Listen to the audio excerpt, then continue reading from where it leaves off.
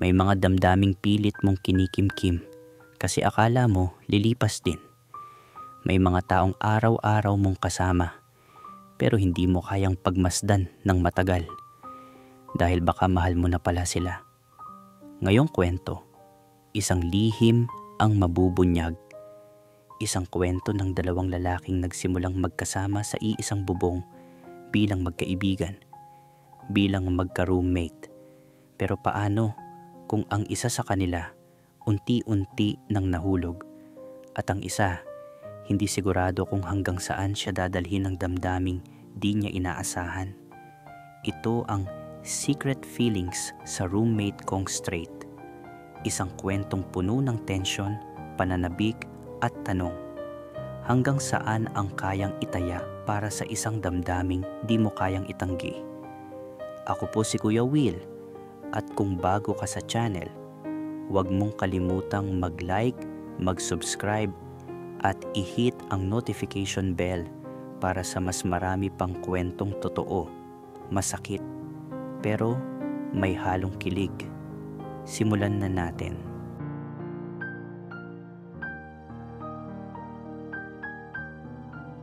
Hi, matagal ko nang kinimkim ito. Pero ngayon, handa na akong ilabas.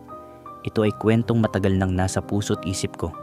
At ngayon, sa wakas, handa na akong ibahagi ito. Kaya, heto na. Nagsimula ang lahat kay Benedict, ang aking roommate. Magkasama na kami sa apartment ng 1 taon. Noong una, simple lang. 2 lalaki na naghahati sa renta, walang komplikasyon.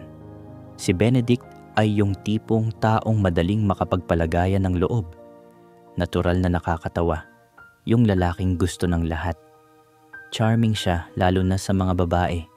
Sobrang charming para sa gusto ko. Pero mabuting tao talaga siya. Naging malapit kami sa isa't isa. At habang sinasabi ko sa sarili ko na kaibigan lang ang nararamdaman ko, alam kong may nagbago sa akin. Tahimik, dahan-dahan, nagsimula akong makaramdam ng higit pa. Yung mga damdaming pinipilit mong itago dahil takot kang baka isang maling kilos lang, mababago na ang lahat.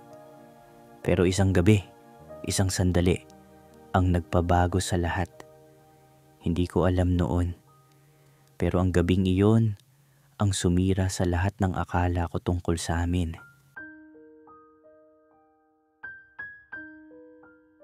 Hindi malalaking bagay o dramatikong eksena ang nagpaunawa sa akin na nahuhulog na ako sa kanya. Maliit na bagay lang. Yung tuwing Lunes, labaday namin at maglalabas siyang hubad. Nakikita ko ang kanyang mga braso habang nagtutupi siya sa ilalim ng mahinang ilaw ng apartment. Sinasabi ko sa sarili kong hindi ako nakatingin, na kaya kong umiwas, pero hindi ko magawa. Alam niyang nakatingin ako. Lagi niyang alam. Parang sinusunog mo yung likod ko sa titig mo. Sabi niya, tumatawa ng hindi tumitingin. Nahihirapan akong magsalita. Ramdam ko ang pamumula ng mukha ko. Itinapon niya sa akin ang isang medyas. Palaging biro lang. Pero pakiramdam ko nasa spotlight ako. Tinitignan mo akong parang puzzle na hindi mo mabuo. Natawa ako ng awkward, pero hindi ko maitatanggi. Sinusubukan ko siyang unawain upang maintindihan kung bakit sumasabog ang dibdib ko tuwing malapit siya.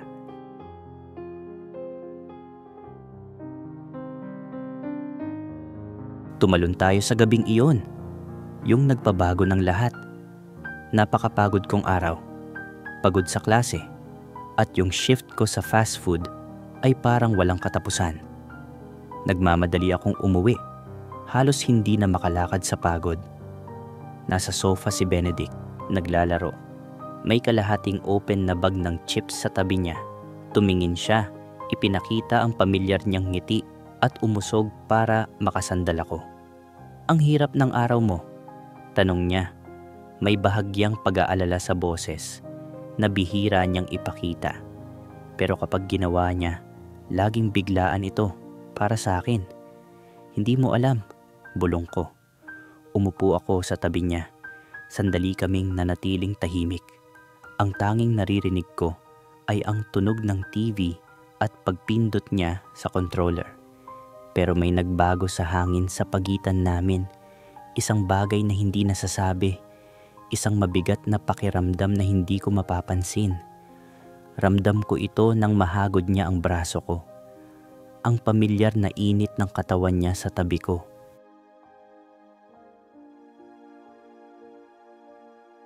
Makalipas ang ilang linggo, nagkita kami ng mga kaibigan para uminom. Pero may kakaiba.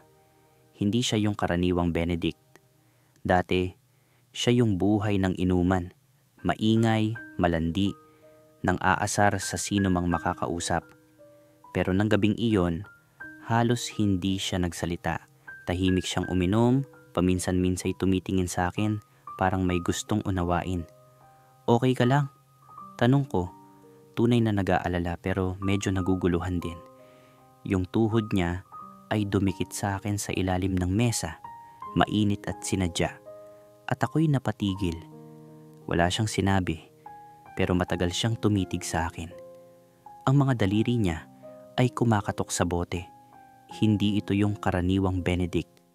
Okay lang ako, sabi niya, pero iba ang tono ng boses niya.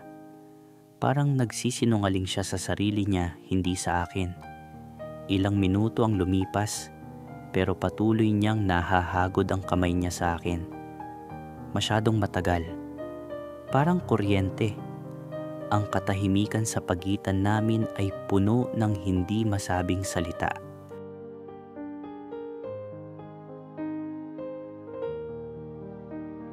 Nang umalis kami sa bar, tahimik ang paglalakad pa uwi. Pero hindi awkward. Iba. Ramdam ko ang bigat ng sandali at parang may sariling buhay ang kabog ng dibdib ko. Magkatabi kaming naglakad. Ang mga ilaw ng poste ay nagpapahaba ng aming mga anino. Tiningnan ko siya. Nagkatinginan kami at bigla siyang tumigil. Maaari ba akong magtanong? Sabi niya. Pabalik ang boses, parang may kinikimkim. Kahit ano, sagot ko. Halos hindi mapigilan ang kaba. Nag-atubili siya, nakasuot ang mga kamay sa bulsa. Naisip mo na bang gusto mo ang isang bagay na alam mong hindi mo makukuha? Nanatili ang mga salita sa hangin. At sa isang sandali, akala ko titigil ang puso ko. Hindi ako agad sumagot. Hindi ko alam kung paano. Pero pagkatapos, nakapagsalita rin ako. Lahat ng araw, bulong ko, tinitigan siya. Totoo yun. Bawat salita. Nanigas ang panga niya, parang may pinaglalabanan siya sa loob. Binuksan niya ang bibig para magsalita, pero bigla na lang siya naglakad ulit. Ang katahimikan niya ay nagsasalita ng malakas. Parang pareho naming alam na may nagbago, pero wala sa amin ang handang harapin ito. Nang makarating kami sa apartment, pagod na ako, halos hindi na makapag-isip ng maayos. Halos makatulog na ako nang marinig ko ang kumatok sa pinto ko. Hoy! Mahina ang boses ni Benedict, parang nag-aalinlangan. Tulog ka na? Malapit na. Bulong ko, sinisikap gumising mula sa pagod. At pagkatapos, sinabi niya ito. Pwede ba ako dito matulog ngayong gabi? Umupo ako. Talagang gulat na gulat. Hindi ito yung karaniwang Benedict na humihingi ng ganito. Vulnerable. Ano? Bakit? Nag-atubili siya, hindi ako tinitigan, kinukuskus ang likod ng leeg niya. Hindi ko alam. Ayoko lang mag-isa ngayong gabi. Hindi ko na pinatagal. Siguro dapat nagtanong pa ako pero hindi ko ginawa. Oo, sige.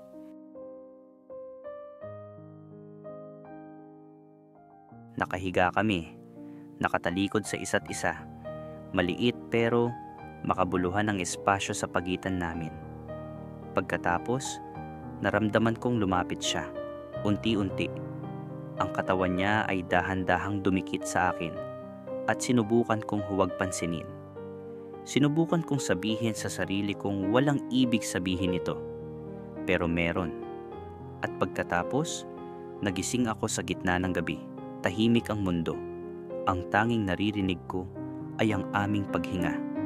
Ramdam ko ang braso niya sa palibot ko.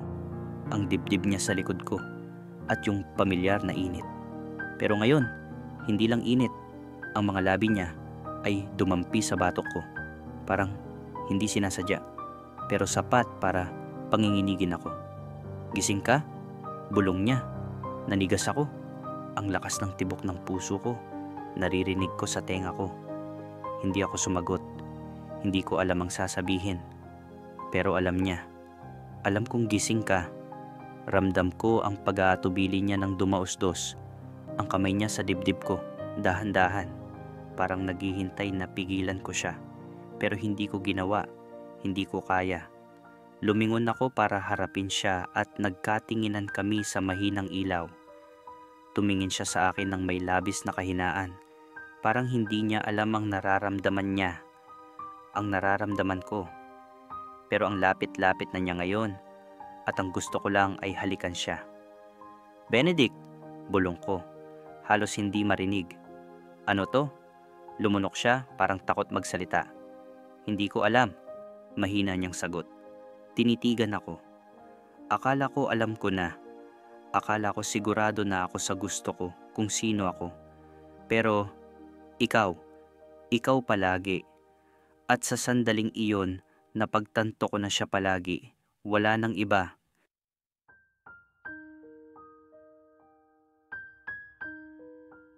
Nang magsimula siyang humalik, parang may sumiklab sa loob ng katawan ko. Dahan-dahan. Mainit. Parang sinisindihan niya bawat hibla ng pagkatao ko. Ang mga labi niya, malambot, pero may bigat ng pagnanais. Ang kamay niya'y gumapang sa dibdib ko.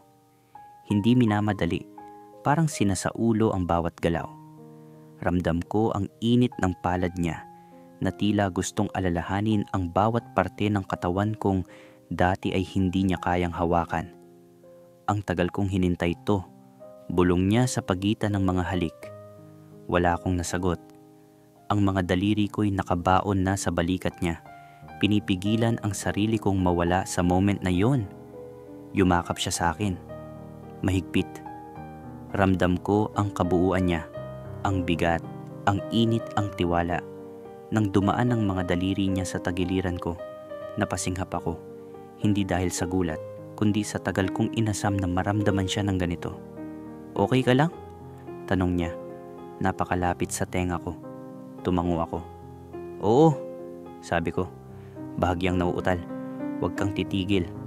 Unti-unti niyang hinubad ang suot kong shirt. Walang pagmamadali. Parang ritual. Bawat segundo'y may kahulugan. Nang wala na ang kumot sa pagitan namin, huminto siya, tinitigan ako. Grabe ka, sabi niya. Ngayon lang kita nakitang ganito. Hindi ko alam kung ano ang isasagot ko. Naramdaman ko na lang ang mga kamay niya sa baywang ko. Hinila akong palapit hanggang sa magdikit ang balat namin. Walang damit, walang hadlang. Ang init ng katawan niya'y dumampi sa akin at ang puso ko'y kumakabog, mabilis, walang direksyon.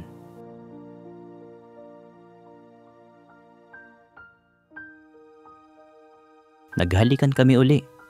Mas madiin ngayon. Ang halik niya, hindi lang pagnanasa, kundi pag-angkin.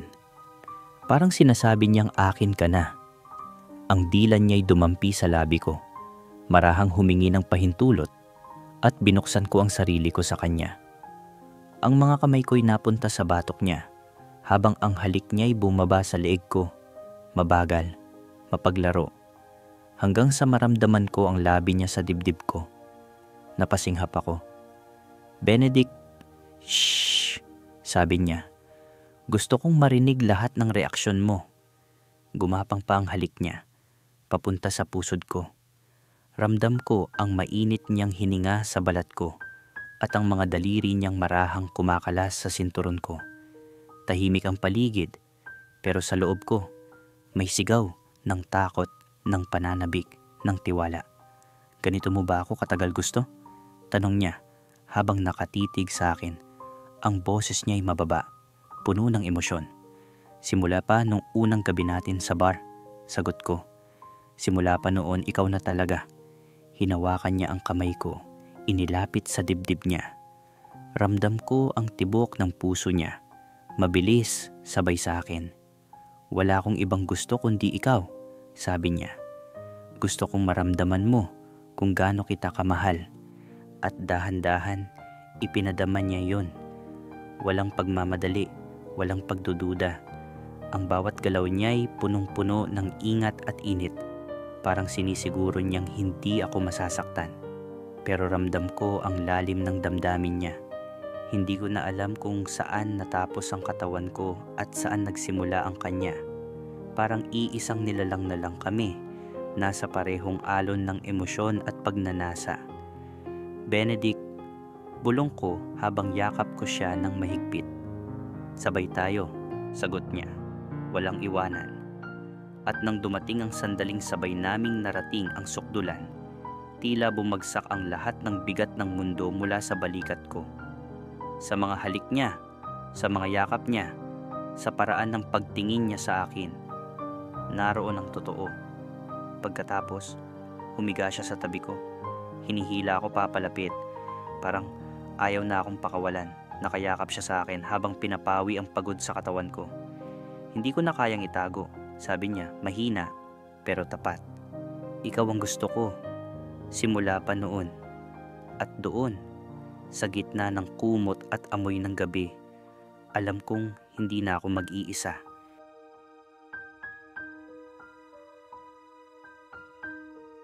Kinabukasan, nagising ako sa liwanag ng araw at nandyan pa rin si Benedict, nakayakap pa rin sa akin, mahinahon ang paghinga sa leeg ko.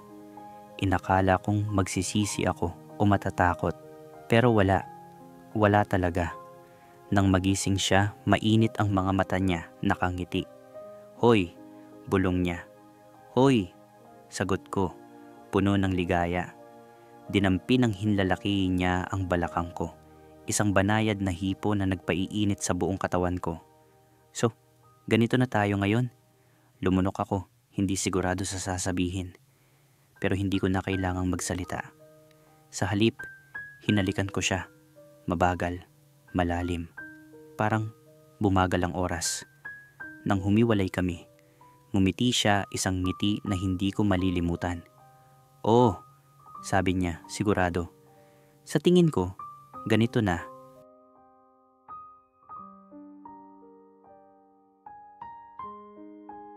Ilang linggo ang lumipas. Naglalakad kami pa uwi nang biglang tumigil si Benedict sa harap ko. Hawak ang kamay ko na parang doon siya kumukuha ng lakas. Matagal na kitang gusto. Bulong niya dahan-dahan pero buo. Akala ko kaya kong itago. Akala ko kaya kong ilihis sa iba. Pero sa tuwing may hinahalikan akong iba, ikaw ang naiisip ko. Hindi ko napigilang mapangiti kahit ramdam kong nanginginig ang loob ko. Gaano katagal? Tanong ko, halos pabulong. Natawa siya pero may bakas ng kaba sa mata niyang punong-puno ng damdamin. Nung unang araw mong lumipat, suot mo pa yung Star Wars shirt mo at naisip ko, tapos napaghahanap ko. Hinawakan ko siya sa muka, inilapit ang sarili ko.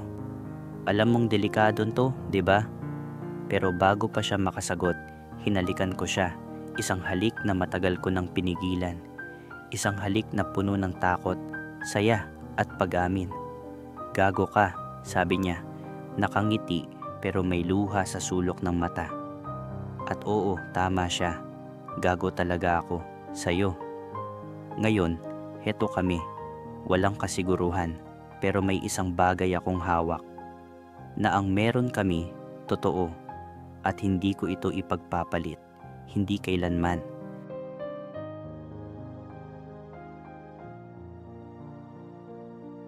Hindi lahat ng pag-ibig may tiyak na patutunguhan.